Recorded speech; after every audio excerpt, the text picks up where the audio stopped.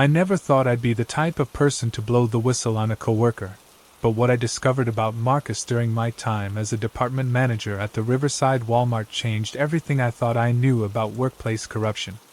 It was October 15, 2022, and I'd been working the grocery department for about 8 months. The store was one of those massive supercenters off Highway 99 in Modesto, California, the kind that never sleeps and processes thousands of customers daily.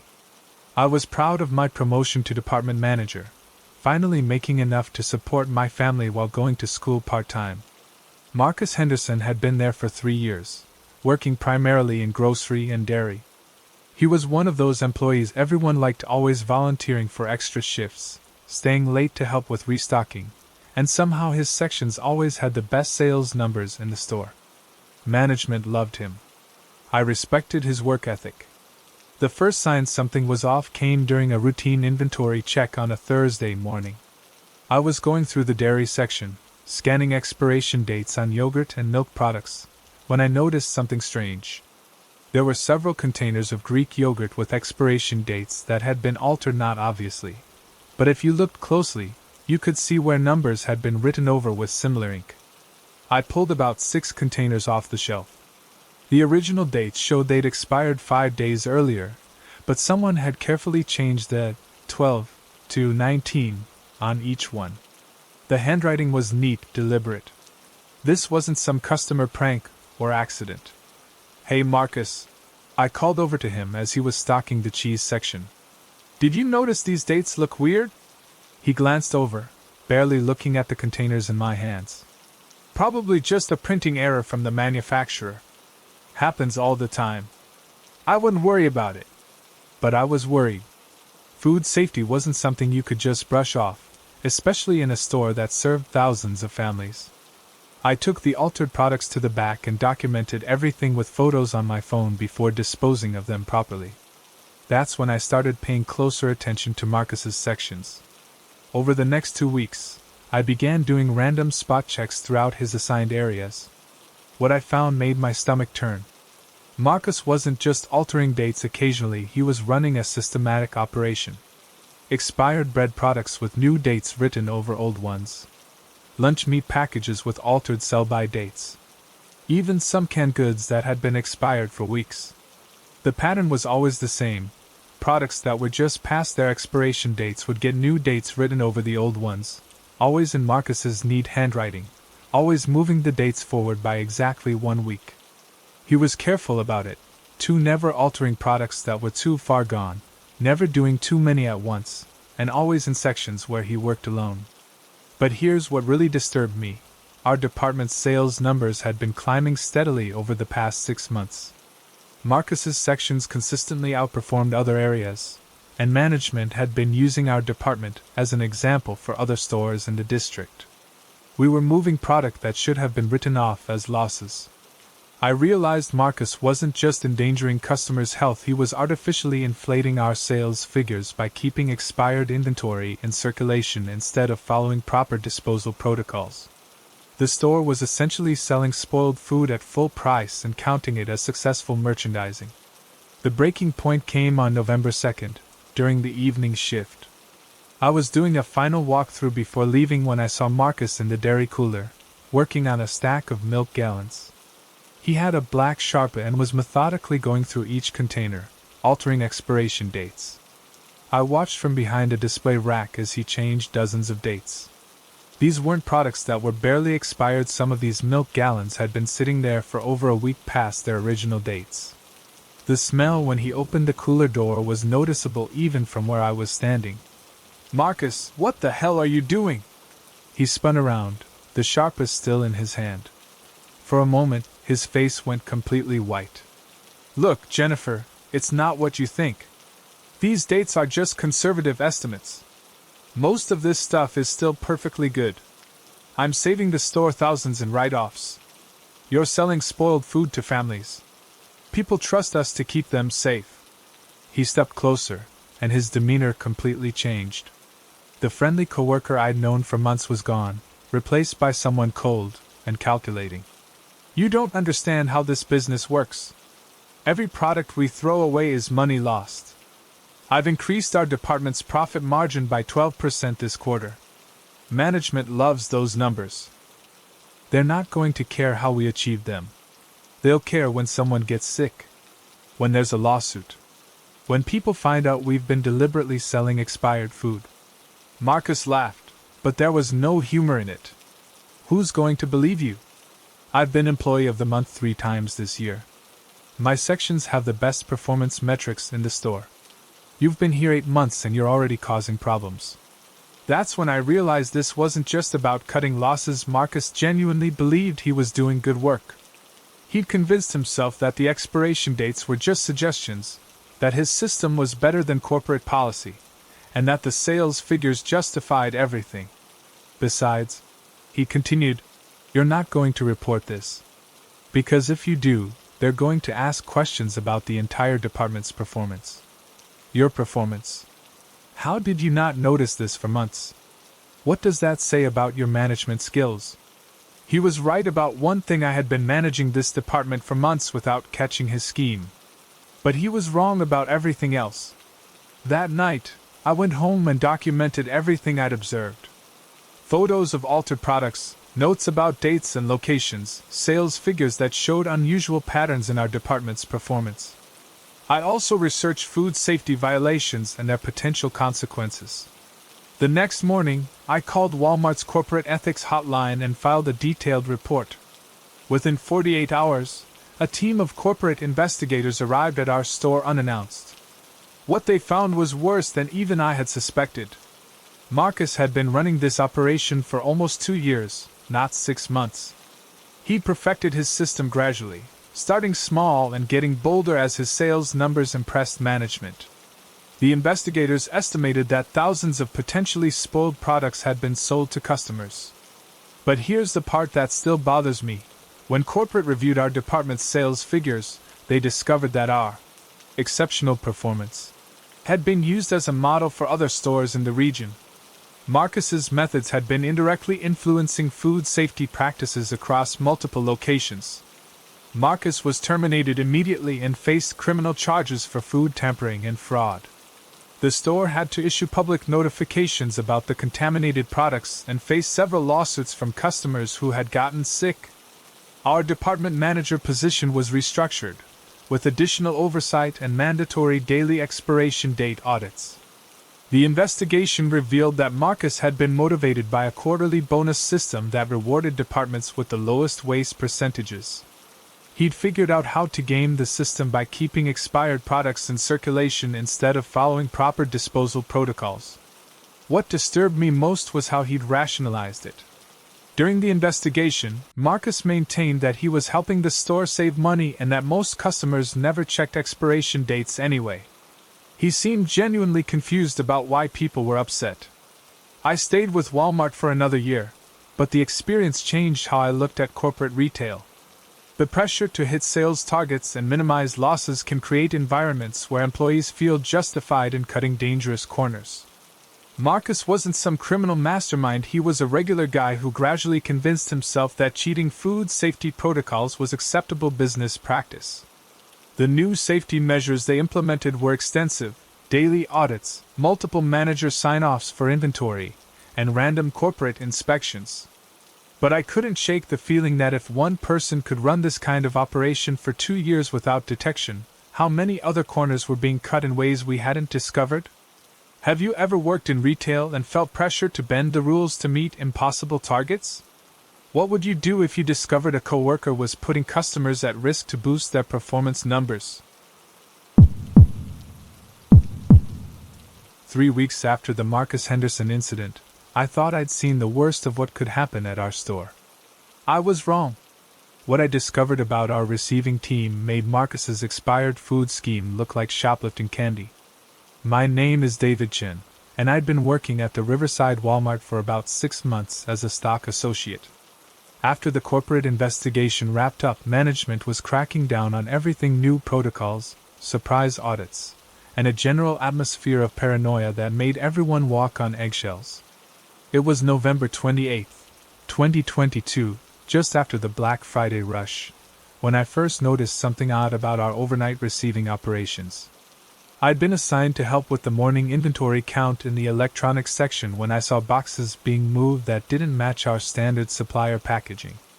The boxes were unmarked, no shipping labels, no corporate logos, just plain brown cardboard with handwritten codes in black marker. They were being wheeled in on pallets by the overnight receiving team, led by a guy named Robert Martinez who'd been with the company for almost 7 years. "Hey, what's in those boxes?" I asked Tommy Williams, one of the overnight guys I'd gotten friendly with. Tommy looked around nervously before answering. "Just some extra inventory Robert arranged. Nothing you need to worry about." But I was curious. These mystery boxes were showing up every few days, always during the overnight shift when fewer managers were around. And they weren't going through our normal receiving process, no scanning, no entry into the inventory system, nothing that would create a paper trail. The electronics department had been struggling to keep popular items in stock.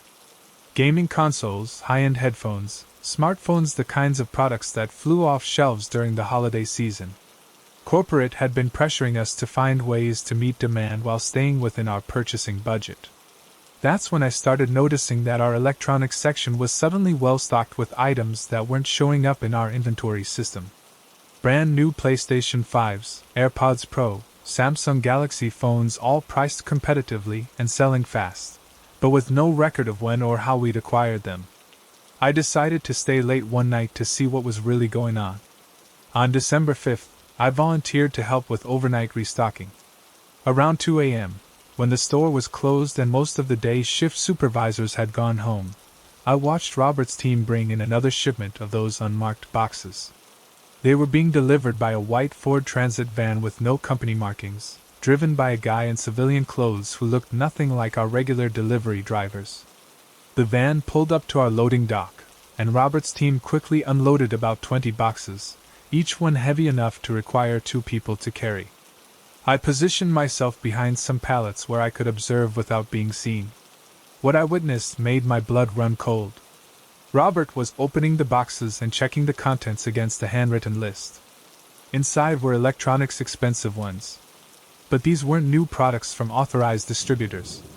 Some had damaged packaging, others were missing serial numbers, and a few had stickers that looked like they'd been peeled off from other retailers.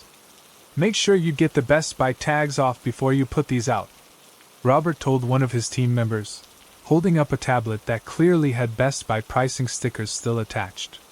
That's when I realized what was happening. Robert's team wasn't just receiving unauthorized inventory, they were processing stolen merchandise. The contraband goods were being integrated into our regular stock and sold to customers as if they were legitimately purchased inventory. But the scope of the operation was much bigger than I'd initially thought.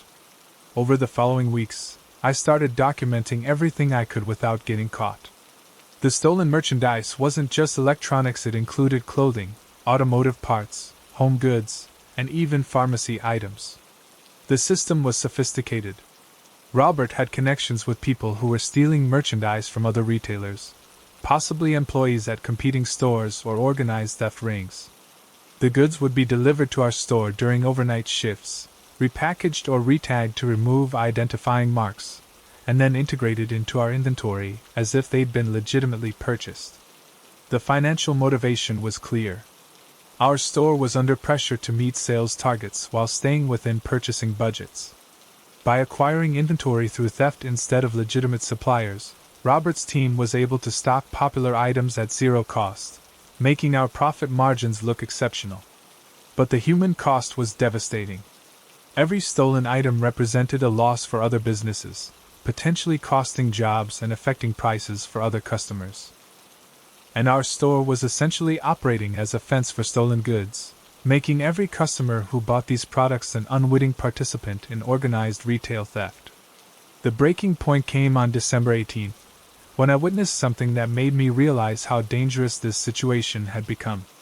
I was working late again when I saw Robert arguing with the delivery driver in the loading dock area. Their voices were raised, and I could hear parts of their conversation from where I was organizing inventory. "The heat's getting too intense," the driver was saying. "Security's been increased at 3 of our target stores. We need to cool it for a while." Robert's response chilled me to the bone. We've got quotas to meet. Corporate's breathing down our necks about inventory costs. If we stop now, they're going to start asking questions about how we've been keeping our numbers so good. And if we get caught, we're all going to prison. This isn't just employee theft anymore, we're talking about organized criminal conspiracy. That's when I realized this wasn't just a few employees cutting corners. This was a criminal enterprise operating inside our store, with Robert as the ringleader coordinating with outside theft rings to supply our inventory. The next day, I went to speak with Robert directly, hoping to convince him to stop before someone got seriously hurt. David, right?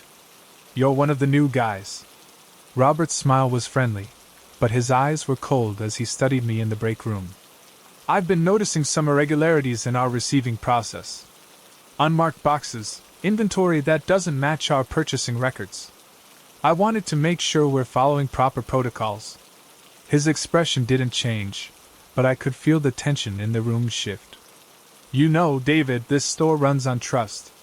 Team members who ask too many questions, who don't understand how things work around here, they tend to have problems. Scheduling problems, performance review problems, safety incident problems.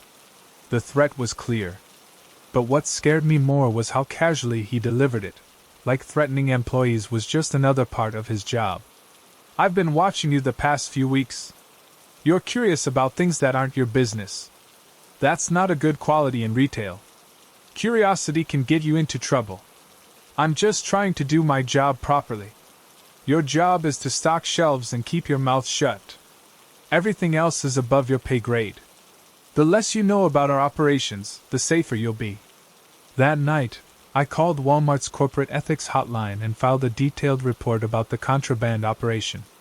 I also contacted local law enforcement, because what I'd witnessed went far beyond corporate policy violations. The investigation that followed was massive. Federal agents, state police, corporate security, and local law enforcement all converged on our store. What they uncovered was a multi-state organized retail theft ring that had been operating for over 3 years. Robert's team had been receiving stolen merchandise from theft rings in California, Nevada, and Arizona. The goods were being laundered through our store and several others in the region, generating millions in fraudulent sales revenue. The operation had grown so sophisticated that they'd developed relationships with corrupt employees at competing retailers who would steal merchandise on demand. The arrests were extensive. Robert and 4 other employees were charged with conspiracy, money laundering, and receiving stolen property. The investigation revealed that they'd been splitting profits from the stolen merchandise, with Robert earning an additional $30,000 per year from his coordination role. But the personal cost was terrifying. After I testified to investigators, I started receiving anonymous threats. My car was vandalized twice, and I discovered someone had been following me home from work. The criminal network had connections outside the store, and they didn't appreciate witnesses. Walmart had to relocate me to a different store 200 miles away for my safety. Even then, I spent months looking over my shoulder, wondering if the people Robert had been working with would track me down. The investigation revealed that the pressure to meet impossible sales targets had created an environment where employees felt justified in criminal activity. Robert had started small, maybe taking a few returned items that should have been sent back to manufacturers. But the positive response from management to his department's performance numbers had encouraged him to expand the operation. What disturbed me most was how many people had to know something was wrong but chose to look the other way. The receiving team, some managers, even some day shift employees who had to notice the irregular inventory, but everyone stayed quiet because the numbers looked good. The store implemented new security measures, cameras in all receiving areas, mandatory dual authorization for all inventory, and random audits by corporate security. But I couldn't shake the feeling that the pressure to meet unrealistic targets would just push the corruption somewhere else. Robert was sentenced to 4 years in federal prison. The other employees received shorter sentences, but their careers in retail were over. The stolen merchandise recovery process took months and involved coordinating with dozens of other businesses that had been victimized. I learned that speaking up about corruption comes with real risks. But I also learned that staying silent makes you complicit in criminal activity. When companies create environments where employees feel they have to choose between their jobs and their ethics, dangerous things happen. Have you ever worked somewhere where you suspected illegal activity but were afraid to report it? How do you balance loyalty to coworkers with responsibility to do what's right? After what happened with the contraband investigation, I thought I'd finally found some peace working at the Bakersfield Walmart on Rosedale Highway. I was wrong. Sometimes the most dangerous situations come from the people you're supposed to be helping. My name is Michelle Rodriguez, and I'd been working as a cashier in the grocery section for about 4 months when the harassment started. It was January 12, 2023, a cold Thursday morning, and I was working the 6 a.m. opening shift when I first encountered the man who would make my life a nightmare. He was probably in his mid-40s, average height, always wore the same faded Levi's jacket, and drove a beat-up 2015 Honda Civic. What made him memorable wasn't his appearance, it was his behavior. From the moment he walked into my checkout lane, something felt wrong. "You're new here," he said, not as a question but as a statement. He was buying basic groceries, bread, milk, some canned goods, nothing unusual. But the way he stared at me while I scanned his items made my skin crawl. "I've been here a few months," I replied, trying to keep things professional and brief. "Michelle," he said, reading my name tag slowly. "That's a pretty name. Spanish, right? I like Spanish girls." I felt my stomach tighten. "Your total is $24.67, sir." Instead of paying, he leaned against the counter, getting closer to me. "You know, I come in here every Tuesday and Thursday. Same time. Maybe I'll start coming in more often now." He paid with exact change, counting out each bill and coins slowly, deliberately taking up as much time as possible. As he left, he turned back and said, "See you soon, Michelle." I thought it was just one weird customer. In retail, you deal with all kinds of people, and some of them are inappropriate. I figured he'd forget about me and move on. I was wrong. 2 days later, Saturday morning, he was back. But this time, he didn't buy anything. He just walked around the store, always seeming to be in whatever section I could see from my register. When I looked up between customers, he was there. When I went on my break, I saw him in the employee break room area, pretending to read magazines near the entrance. "Excuse me, sir, customers aren't allowed in this area," I told him. "Oh, sorry. I was just looking for the restroom." But he was smiling when he said it, like it was some kind of joke between us. By the 3rd week, his behavior had escalated. He knew my schedule somehow, and would show up during my shifts. He'd make small purchases just to come through my line, always with inappropriate comments. "You look tired today, Michelle.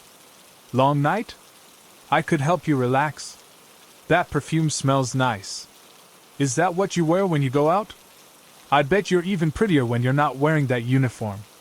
I started documenting everything. The dates, times, what he said, what he bought. I also noticed he was taking pictures of me with his phone when he thought I wasn't looking. Not obvious photos, but holding the phone at chest level while pretending to text. When I reported the situation to my supervisor, Janet Palmer, she seemed more annoyed than concerned. "Did he threaten you directly? Did he touch you inappropriately?" "No, but..." "Then there's not much we can do. He's a paying customer. As long as he's not breaking any laws, we can't ban him from the store. He's taking pictures of me. He knows my schedule. This isn't normal customer behavior. Michelle, you're going to encounter all kinds of people in retail. You need to develop thicker skin. Just be professional and focus on your job." But the situation kept getting worse. He started showing up on days when I wasn't scheduled to work, asking other employees about me. "Where's Michelle today? Is she sick? When does she work next?" He'd ask coworkers about my personal life, whether I had a boyfriend, where I lived, if I went to school. The other employees started feeling uncomfortable too, but management's attitude remained the same. As long as he wasn't breaking laws, he was a customer. The breaking point came on February 8th, during an evening shift. I was working the express lane when he appeared, as usual. But this time, he had a different energy. He seemed agitated, nervous. "Michelle, I need to talk to you. It's important." "Sir, I'm working. If you'd like to make a purchase, I can help you with that. This is about your safety. About us. I've been trying to protect you, but you're not paying attention."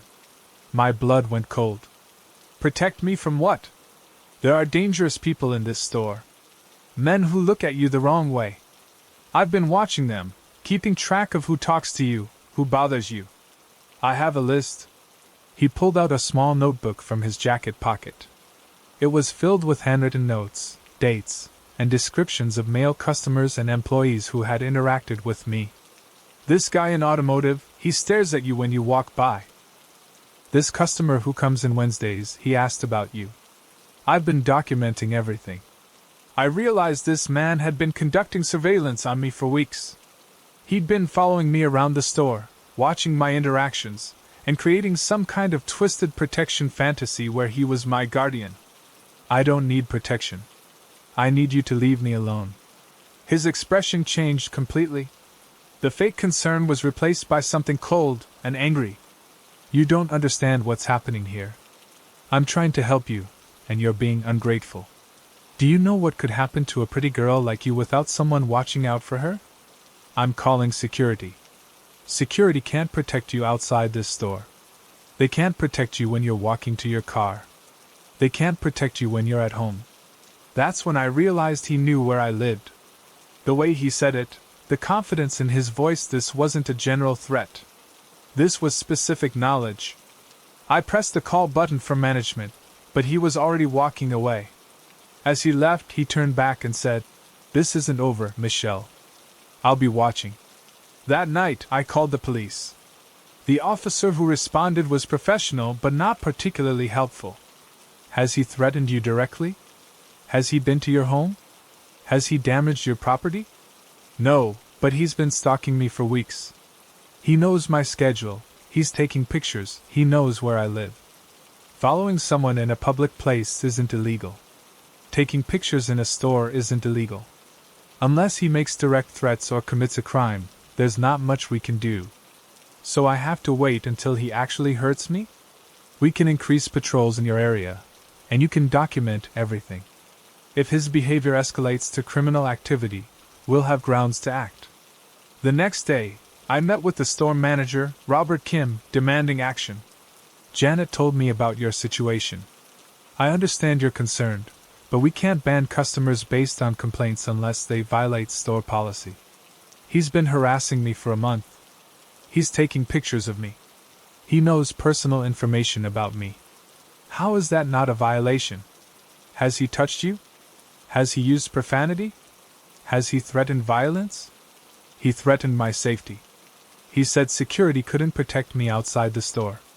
That's not a direct threat. Look, Michelle, I sympathize with your situation, but we're a business.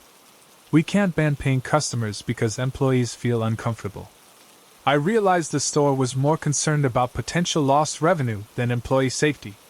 They were willing to let harassment continue as long as it didn't create legal liability for them. That's when I decided to take matters into my own hands. I started carrying pepper spray, changing my schedule randomly, and parking in different areas. I also began recording every interaction with him on my phone. The final confrontation happened on February 23rd, in the parking lot after my evening shift.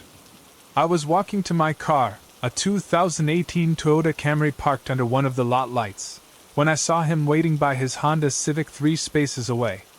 Michelle, we need to talk. Stay away from me. I'm calling the police. You don't understand. I love you. I've been trying to show you how much I care, but you keep pushing me away. He started walking toward me, and I could see he was holding something in his hand, a small wrapped package. I got you something. A present to show you how I feel. I don't want anything from you. Leave me alone. You're being ungrateful again. I've been protecting you, watching over you, and this is how you treat me? That's when I realized the situation had moved beyond harassment into something much more dangerous. This man had constructed an entire romantic fantasy around me, and my rejection was making him increasingly unstable. I managed to get to my car and lock the doors before he reached me. As I drove away, I could see him in my rearview mirror, standing in the parking lot, watching me leave. The next morning, I found the package he'd been trying to give me tucked under my windshield wiper at home. Inside was a cheap necklace and a handwritten note that made my blood run cold. "Michelle, I know you're scared, but you don't need to be. I'll always be watching over you. Even when you can't see me, I'm there. Love, your guardian angel." That's when I knew he'd been to my apartment, knew where I lived, and had access to my personal space. I immediately called the police and demanded action. The stalking charge finally gave law enforcement grounds to act. They arrested him that afternoon at his home, where they found dozens of photos of me taken over several weeks, detailed notes about my schedule and personal life, and evidence that he'd been following me outside of work. During the investigation, they discovered he'd been fired from 2 previous jobs for similar behavior toward female coworkers. He had a pattern of fixating on women in service positions, creating elaborate fantasies about protecting them, and escalating to stalking when his advances were rejected. The store finally banned him after his arrest, but only because the police investigation created liability concerns. If I hadn't pushed for criminal charges, they would have continued allowing him to harass me as long as he kept spending money. He was sentenced to 6 months in jail and 3 years probation with a restraining order. But the psychological damage was already done. I transferred to a different store and eventually left retail entirely because I couldn't shake the feeling that any customer might be studying me, documenting my behavior, or following me home. The experience taught me that employee safety often comes second to customer relations in retail environments. Companies will tolerate harassment as long as it doesn't create legal problems or lost revenue. Sometimes you have to take personal risks to protect yourself because the system won't protect you. Have you ever felt unsafe at work but had trouble getting management to take your concerns seriously? How do you balance being professional with customers while protecting yourself from inappropriate behavior? After everything that had happened at our stores over the past few months, the expired food scandal, the contraband operation, and Michelle's stalking ordeal, I thought I'd seen every kind of dangerous situation retail could throw at us. But what I discovered during my night security shifts at the Fairfield Walmart on Texas Street proved that sometimes the most terrifying threats come from people you never see coming. My name is Anthony Parker, and I'd been working as a security guard for Allied Security Services for about 2 years when I got assigned to the overnight shift at this particular Walmart in March 2023. The store was one of those 24-hour supercenters, and my job was to monitor the parking lot, handle any disturbances, and ensure employee safety during the vulnerable late-night hours. The first time I noticed her was March 18th, around 2:30 a.m. on a Tuesday. I was doing my regular patrol of the parking lot in my company vehicle, a white 2020 Ford Explorer with security markings, when I spotted a dark blue 2017 Nissan Altima parked in the far corner of the lot, near the automotive section. The car had been there for over an hour, which wasn't unusual by itself. Sometimes people used our lot as a safe place to rest during long drives, or employees from nearby businesses would park there during overnight shifts. But something about this particular vehicle caught my attention. The driver was a woman, probably in her 30s, and she wasn't sleeping or using her phone. She was just sitting there, completely still, watching the store. More specifically, she was watching me. Every time I drove past on my patrol route, I could see her adjusting her position to keep me in sight. When I parked near the main entrance, she had a clear view of me. When I moved to the garden center side, she repositioned herself accordingly. It was subtle, but deliberate. I decided to approach the vehicle to check if she needed assistance. As I walked toward her car, she immediately started her engine and drove away, slowly and calmly, like she'd been planning her exit route. Probably nothing, I told myself. But I made a note of the license plate, California plates ending in 47, and the time of the incident. 3 nights later, she was back. Same car, same behavior, same careful positioning to observe my movements. This time, I tried a different approach. Instead of walking directly toward her, I positioned myself where I could observe her without being obvious about it. She had binoculars.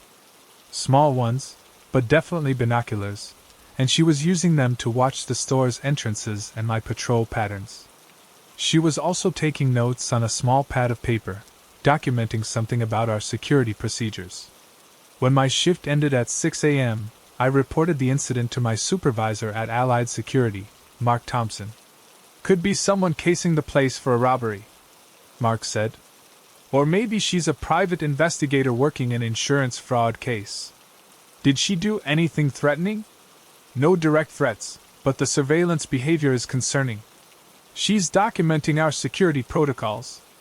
Keep an eye on it. Document everything. If she shows up again, try to get a better look at what she's doing." But the woman was smart. Over the next 2 weeks, she varied her schedule and her vehicle. Sometimes the blue Nissan, sometimes a gray 2019 Honda Accord, once a silver 2016 Toyota Camry. Different cars, but always the same woman, always the same behavior. She'd arrive sometime between 1 a.m. and 3 a.m., park in different locations around the lot, and spend 45 minutes to an hour observing the store and my patrol routine. She was mapping our security coverage, timing our response procedures, and studying our blind spots. The breakthrough came on April 3rd, when I decided to change my own pattern. Instead of following my regular patrol route, I parked my security vehicle inside the store near the electronics section and continued my surveillance on foot, staying out of sight. What I observed through the store windows made my blood run cold. She wasn't just watching me, she was watching the overnight employees. Specifically, she was studying the patterns of female employees who worked the night shift. When they took breaks, where they parked their cars, what time they left, whether they walked alone to their vehicles. I watched her follow Sandra Williams, one of our overnight stalkers, with her binoculars as Sandra walked to her car after her shift ended. The woman in the car took detailed notes about Sandra's vehicle, her route through the parking lot, and the time it took her to get from the store to her car. She was conducting surveillance on our female employees, using security observation as cover for stalking behavior. That's when I realized this wasn't about robbing the store. This was about targeting the women who worked there. I immediately called the Fairfield Police Department and reported the suspicious activity. Officer Rebecca Davis responded within 20 minutes, but by then, the woman had left. "We'll increase patrols in the area," Officer Davis told me. "But unless she commits a crime or makes direct threats, surveillance in a public parking lot isn't illegal. She's stalking our employees, taking notes about their schedules and vehicles. That's concerning, but we need evidence of criminal intent. Keep documenting everything, and call us immediately if her behavior escalates." The next night, I decided to get proactive.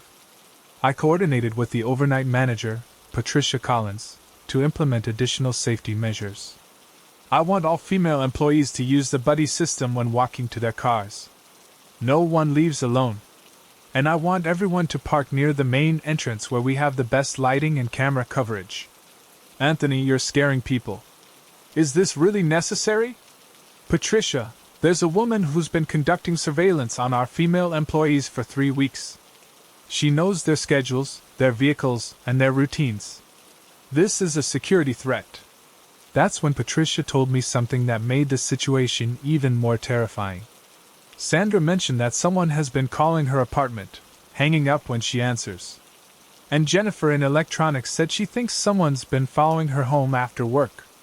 I thought it was just paranoia, but the woman wasn't just conducting surveillance, she was escalating to direct harassment of the employees she'd been watching. On April 8th, the situation reached a crisis point. I was monitoring the parking lot around 2:15 a.m. when I saw the blue Nissan pull in. But this time, instead of parking and observing, the woman got out of her car. She was carrying a large bag and walking purposefully toward the employee parking area, where several overnight workers had parked their vehicles. I immediately called for police backup and moved to intercept her. "Ma'am, this is security. Can I help you with something?" She spun around, and I could see her face clearly for the first time. She looked exhausted, desperate, and angry. Her clothes were wrinkled like she'd been sleeping in her car, and her hair was unkempt. "You don't understand," she said. "These women are in danger. I'm trying to protect them." "Protect them from what?" "From him. He's been watching them, following them, planning something terrible. I have to stop him before he hurts someone." I realized this woman was suffering from some kind of mental health crisis. She'd constructed a paranoid delusion where she was protecting the female employees from an imaginary threat, and her surveillance behavior was actually her version of standing guard. "Who is him? Who are you trying to protect them from?" "The man who's been following them. The one who knows their schedules. The one who calls them at home." She opened her bag and pulled out a notebook filled with detailed observations, photographs, and what looked like a complex conspiracy theory connecting various male customers and employees to a stalking plot. "Ma'am, I need you to put the bag down and step away from the vehicles." "You don't believe me." "No one believes me. But I have proof. I've been documenting everything. The patterns, the timing, the connections." That's when I realized the calls to Sandra's apartment, the feeling of being followed, those hadn't been caused by some other stalker. They'd been caused by this woman, who believed she was protecting the employees by monitoring their safety. Police arrived just as she was trying to attach some kind of tracking device to Sandra's car, a small GPS unit that would have allowed her to monitor Sandra's movements. For protection. The investigation revealed that the woman, whose name was Karen Mitchell, had suffered a complete psychological breakdown 6 months earlier. She'd lost her job, gone through a divorce, and developed paranoid delusions about widespread conspiracies targeting working women. She'd been living in her car for weeks, conducting surveillance on multiple businesses around Fairfield, convinced that she was the only person who could protect female employees from imaginary threats. Our Walmart had become her primary focus because of our 24-hour operation and the number of women working overnight shifts. The calls to Sandra's apartment had been Karen trying to warn her about dangers that didn't exist. The feeling of being followed had been Karen's attempts to ensure the employees got home safely. She genuinely believed she was helping them. Karen was arrested and eventually received mental health treatment instead of jail time. The court ordered her to stay away from all Walmart locations and the employees she'd been protecting. But the incident highlighted a troubling reality about overnight retail security. The people who work these shifts, especially women, are vulnerable in ways that daylight employees aren't. The isolation, the reduced staffing, the late-night customer base all create increased risks. We implemented new safety protocols, mandatory buddy system for all employees leaving after midnight, upgraded lighting in employee parking areas, and direct communication between security and local police during overnight hours. The experience taught me that threats to employee safety can come from unexpected sources.